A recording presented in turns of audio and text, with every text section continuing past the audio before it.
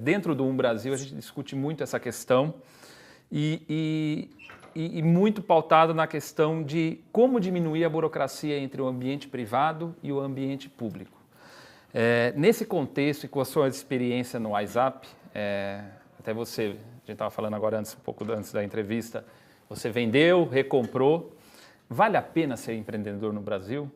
Vale a pena ter uma franquia da WhatsApp? Vou começar respondendo a sua pergunta, mas com algumas ressalvas, né? Sim, vale a pena empreender. Eu sou bastante enfático em propagar com todas as minhas forças e espaço público nas redes sociais que empreender vale a pena. Isso é uma afirmação que eu faço baseado na minha experiência de 20 anos empreendendo no Brasil, baseado na experiência de ajudar pessoas a empreender no Brasil. Afinal, nós temos centenas de franquias no Brasil com novos empreendedores que nós treinamos e ajudamos a empreender no Brasil e pessoas que têm bons resultados. Porém, a ressalva é que a gente diz que vale a pena empreender no Brasil, apesar de vários fatores.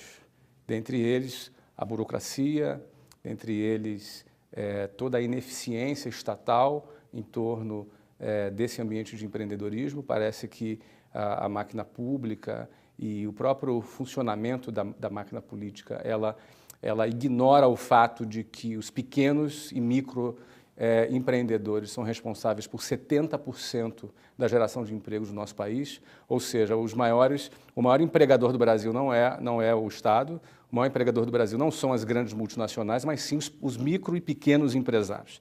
Então, apesar disso, parece que toda a estrutura estatal ignora esse fato que tem uma grande importância e contribuição na economia, e o que inclusive sustenta o próprio Estado. Não é? Então, apesar de tudo isso, apesar da complexa estrutura tributária, apesar das leis trabalhistas serem arcaicas e antigas e oneram bastante não apenas o empresário, mas até o próprio trabalhador, que às vezes ganha um salário e tem 35% descontado e a empresa acaba pagando o dobro do que seria o salário bruto dele e ainda com o líquido que lhe sobra, ele tem que pagar 50% de impostos embutidos em todos os produtos. Ou seja, no final das contas, o empregado ficou com 15% do valor que ele gerou e 85% foi para a estrutura de INSS e o próprio governo em forma de impostos. Então, apesar de tudo isso, apesar de todas essas contradições, o Brasil é um mercado extraordinário, um mercado consumidor ávido por consumir produtos de qualidade, é um mercado que tem gente talentosa disponível e a fim de acontecer, a fim de mudar de vida, e esses são ingredientes que, apesar de todos esses outros que eu citei, me faz afirmar que vale a pena empreender no Brasil.